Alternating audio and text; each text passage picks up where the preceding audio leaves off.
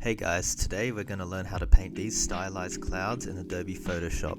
As shown, they can make for some awesome assets for your paintings. Just to let you know, I am using a drawing tablet for this. I recommend it over a mouse. I've also created some custom brushes for this tutorial. If you want to use them, I've provided a link in the description of the video. With that out of the way, let's get right into it. So to start, I've created a 3000 by 4000 pixel canvas with a resolution of 300 dpi.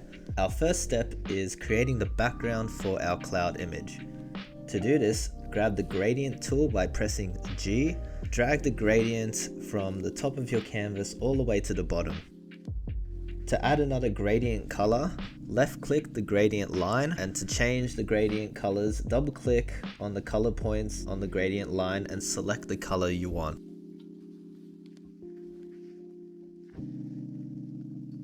Step 2 involves creating the silhouette shape of the cloud. Select a new layer and press L to bring up the lasso tool. Simply click and drag the tool to create a cloud shape.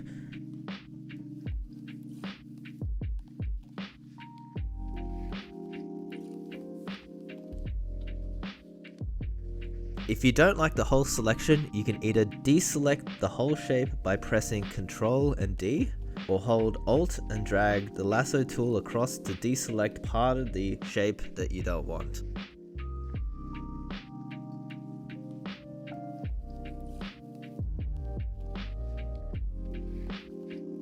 Press B to bring up the brush tool and select the custom cloud brush.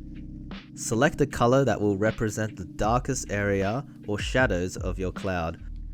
For this cloud, I'm selecting a mid-valued blue.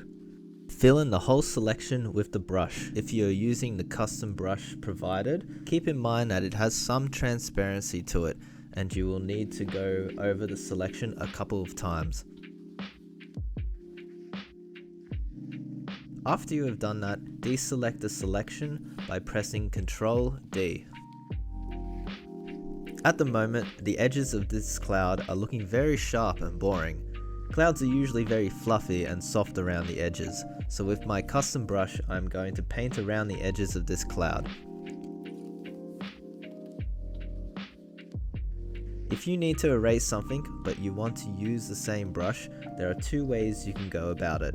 The first is with the brush tool selection. Go to the mode drop down at the very top left and select clear. This will turn your brush into an eraser. Just make sure you switch back when you are finished. The other way, which I personally prefer, is to select the eraser tool by pressing E. Right click to bring up the brush options and select the cloud brush while holding Ctrl and Alt at the same time. The brush selection should highlight in orange. I prefer this method because the eraser tool is easier to switch to back and forth via its keyboard shortcut.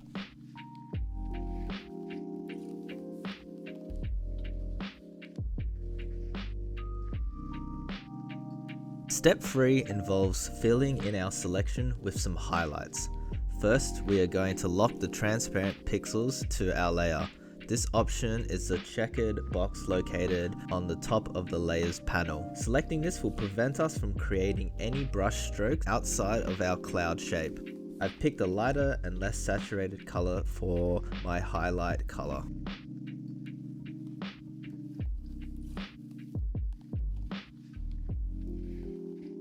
What I'm pretty much doing here is imagining that the sun is at the top left of the screen, and I am painting in highlights where I roughly think the sunlight would hit the cloud. As long as you exaggerate the sunlight reflection, it will look good.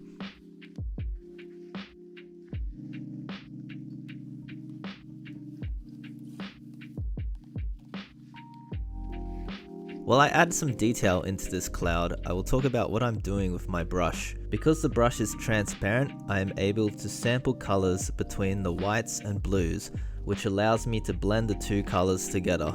As I am painting, I am applying only light pressure to my tablet pen, as pressure will affect the transparency of the brush. To sample a color with the brush, hold the Alt key and it will bring up the eyedropper tool. You can then click on the color you want to use. I'm also using the bracket keys to change the size of my brush. You will find that these keyboard shortcuts will save you a lot of time. To help blend these colors together even more, I am going to use the smudge tool. If you have downloaded my brushes for this tutorial, then open up the brush menu and left click on the smudge brush. It should automatically select the smudge tool, but if not, the tool is located in the toolbar menu. I am using a small brush and only applying short strokes to the area that I want to blend.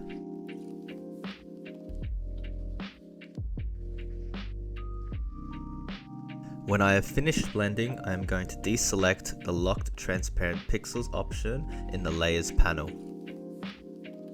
As our cloud starts to take shape, our next step is to add more detail into the highlights of our cloud. We are going to do this on a new layer. Create a new layer. This layer is going to be a clipping mask for our cloud layer. To do this, hold the Alt key and hover over the cursor between the two layers. An arrow icon should pop up. Left click to join the two layers together. The arrow pointing downwards will indicate that it is a clipping layer. The clipping mask will allow us to add detail on a separate layer while preventing us from painting outside the shape of the layer below.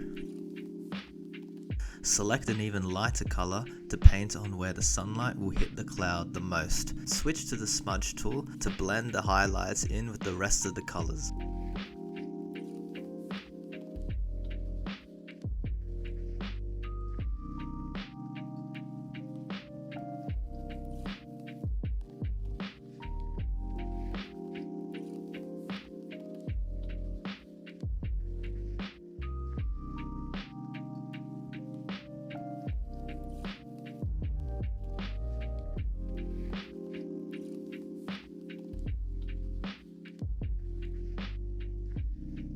Here I'm creating a new clipping mask layer. To finish off the detail, I'm going to select an even lighter brush color and draw small lines around the edges of the highlights. Again, I will use the smudge tool to blend it all together.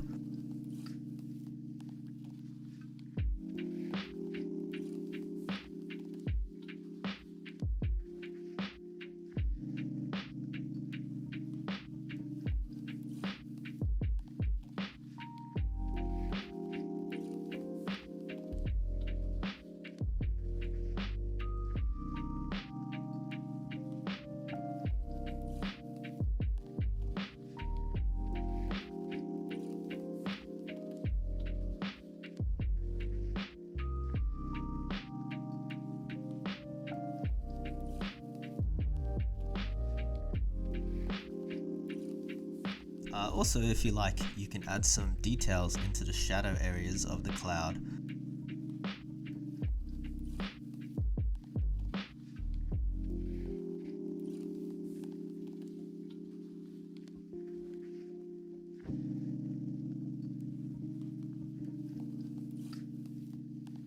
At the moment the clouds are looking good, but we need to break up the edges, especially on the bottom. Select the base cloud layer and with the smudge tool, paint on the areas where you want the cloud edges to be blurred. Again, make sure you use a small brush size and apply small strokes. By this stage, your cloud image should be finished. Of course, you can spend a lot more time adding in much more detail if you want. Anyway guys, hope you find this video useful. Chuck us a like and a sub, and also check out this time lapse I made.